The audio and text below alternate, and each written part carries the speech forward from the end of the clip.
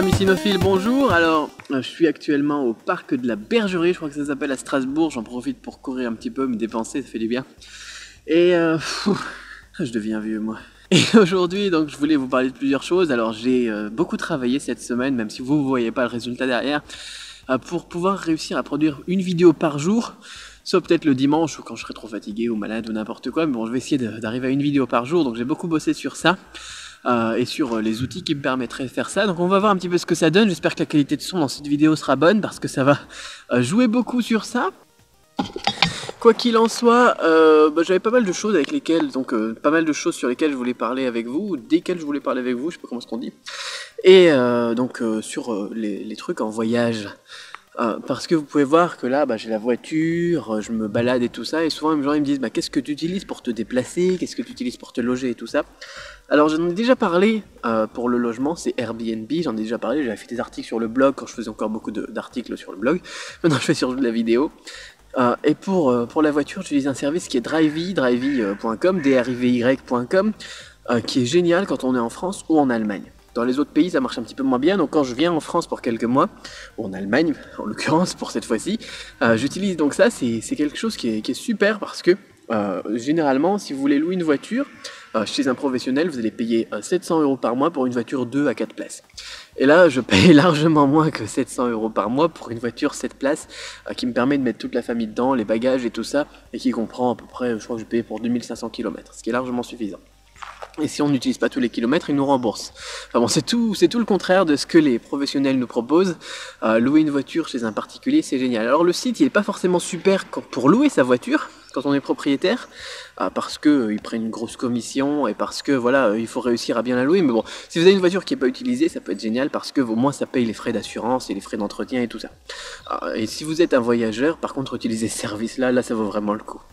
Ensuite, de quoi je voulais vous parler encore? Ah ouais, d'imprimer des trucs en voyage, ça c'était un problème pour moi, un gros problème, surtout pour mon fils, parce que d'habitude moi je suis vraiment tout numérique, je scanne mes trucs avec mon iPhone, j'envoie sur Evernote et tout ça, c'est aussi des trucs dont j'ai déjà parlé, hein.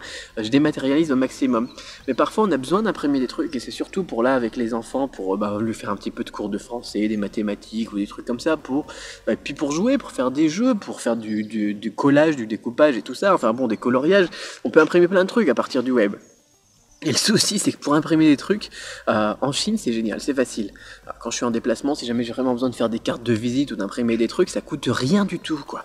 On paye 7 € et puis on a 250 cartes de visite, on paye 10 centimes ou 1 centime et on imprime une page. Et en France, si on veut faire la même chose, au final, ça va être super cher.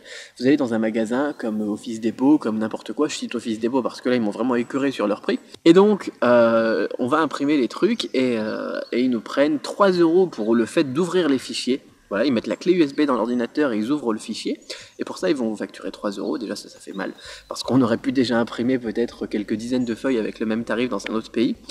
Et ensuite, pour chaque impression, ils vous prennent 65 ou 80 centimes, je sais plus. Enfin bon, vous voulez imprimer 10 pages, vous en avez pour 10 € quoi, au final. Donc la solution que j'ai trouvée à ça, alors là j'étais obligé parce que j'avais vraiment envie de faire le truc avec mon fils et bon voilà, quand on va faire quelque chose avec son fils, bon ça vaut bien 10 €, mais pour la prochaine fois, ce que je vous recommande quand vous êtes dans un pays comme ça, qui pratique parfois des prix qui sont pas logiques, autant acheter une imprimante. Quand vous achetez une imprimante, vous avez une cartouche à moitié remplie qui est fournie avec, vous prenez une ramette de papier et vous pouvez imprimer 200 pages, 500 pages sans problème pour 30 €. Et c'est vraiment ce que je vous recommande de faire. Il faut toujours penser d'une autre manière, trouver un système B, une solution alternative, comme on dit en chinois, Pramento Dao.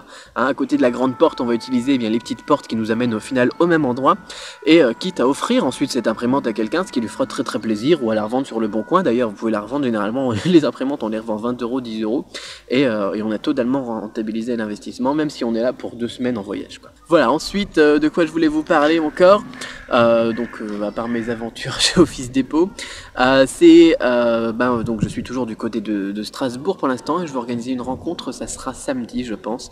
Donc si vous n'avez pas encore envoyé vos coordonnées, envoyez-moi par mail pour que je rentre en contact avec vous. Je rentrerai en contact avec vous peut-être 3 jours ou 2 jours avant, plus un petit rappel donc avant la rencontre.